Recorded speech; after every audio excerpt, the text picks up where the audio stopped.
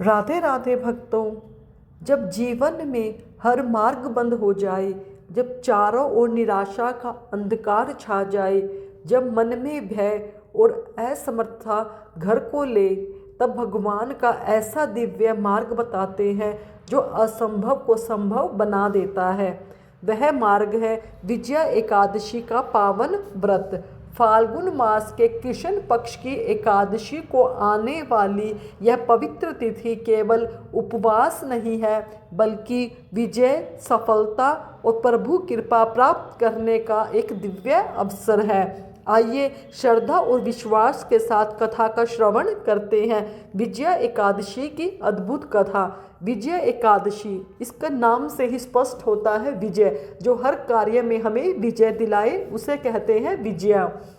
उसका मीनिंग होता है विजया एकादशी का व्रत करने से मनुष्य अपने हर कार्य में विजय प्राप्त कर सकता है। जैसे भगवान राम ने सीता को पाने के लिए जब समुद्र को लांघना था, उसके लिए ऋषि मुनियों से पूछकर विजया एकादशी का व्रत किया था। भक्तों, यह सोचो, जिस एकादशी का व्रत भगवान राम ने, जो सृष्टि के रचयिता है, उन्होंने यह व्रत किया, तो यह व्रत कितना महत्वपूर्ण होगा।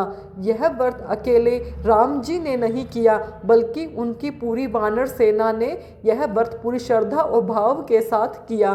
तभी भगवान के इस कार्य में उन सभी को यह विजय प्राप्त हो सकी। इसलिए इस एकादशी का कितना महान श्रेष्ठ उपाय है जो हमें करना चाहिए। विजया एकादशी का व्रत रखने से मनुष्य अपनी हर इच्छा को पूरा कर सकता है। भक्तों, आप खुद ही सोच कर देखिए, इसका नाम ही है विजय, जो हर कार्य में हमें विजय दिलाए। प्राचीन काल में बहुत से राजाओं ने अपने राज्य को समृद्ध बनाने के लिए, दूसरे राज्यों पर अपना अधिकार जमाने के लिए इस विधि से यह विजया एकादशी का व्रत किया था, और उन सभी राजाओं को अपने कार्य में सफलता प्राप्त हुई थी। तो हमें क्यों नहीं होगी? जरूर होगी भक्तों। बस अपने भी मन में विश्वास, श्रद्धा और भक्ति के साथ संकल्प लेके व्रत करना, तो आपका हर कार्य संपूर्ण होगा ही होगा। आइए कथा की ओर चलते हैं। विजया एकादशी की पौराणिक कथा। प्राचीन काल में जब त्रेता युग में भगवान श्री राम पृथ्वी पर अवतरित हुए, तब रावण ने माता सीता का हरण कर लिया। सीता जी की खोज करते करते श्री राम और लक्ष्मण समुद्र तट पर पहुँचे। सामने विशाल वृक्ष समुद्र था, अथाह, गहरा और भयावा। वानर सेना भी चिंतित थी। सबके मन में एक प्रश्न था, इस अथाह समुद्र को कैसे पार किया जाएगा। तब श्री राम ने लक्ष्मण से कहा, हे भ्राता, अवश्य ही कोई ऐसा उपाय होगा जिससे हम इस बाधा को पार कर सके। तभी वहाँ एक महान तपस्वी ऋषि बकलाद्यम का आश्रम था। श्री राम उनके पास गए और विनम्रता से प्रणाम करके बोले, हे मुनिवश्य, कृपया करके बताइए कि इस समुद्र को पार करने का उपाय क्या है।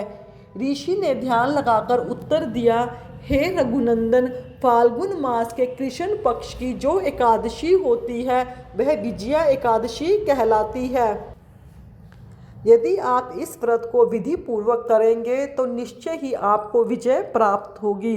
भगवान राम ने ऋषि के कहे हुए वाक्यों पर ध्यान दिया और राम ने अपनी पूरी प्रजा के साथ भगवान का नाम सुमरण करते हुए यह व्रत किया, और आखिर में भक्तों, आप सभी को पता है, उन्होंने विजय प्राप्त की।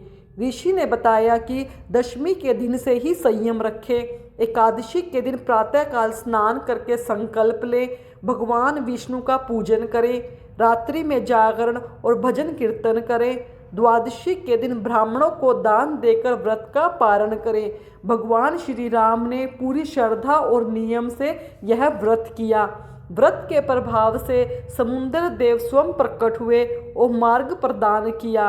नल नील द्वारा सेतु का निर्माण हुआ। श्री राम ने समुद्र पार किया, अंततः रावण पर विजय प्राप्त की। इसी कारण यह एकादशी विजया एकादशी कहलाती है।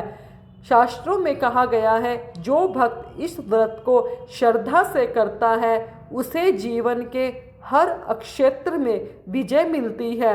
बाधाएं दूर होती हैं, शत्रु शांत होते हैं और मन को आत्मिक शांति प्राप्त होती है। यह व्रत केवल बाहरी शत्रुओं पर विजय प्राप्त देना नहीं होता, बल्कि भीतर के 5 शत्रु जो होते हैं, काम, क्रोध, लोभ, मोह और अहंकार, उन पर भी हमें विजय दिलाता है। यदि आपके जीवन में कोई समुद्र जैसा संकट खड़ा है, यदि आप बार बार प्रयास कर रहे हैं पर सफलता नहीं मिल रही, तो श्रद्धा और विश्वास के साथ विजया एकादशी का पावन पुण्यदायी व्रत कीजिएगा।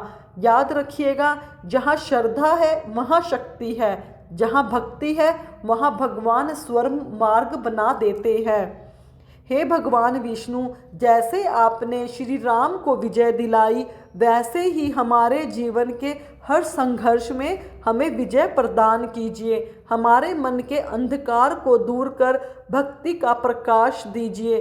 बोलिए श्री हरि विष्णु की जय, विजय एकादशी की जय, एकादशी माता की जय। यदि आपको यह कथा भावपूर्ण लगी हो तो वीडियो को लाइक करें, शेयर करें और धर्मवाणी चैनल को सब्सक्राइब करना ना भूलें।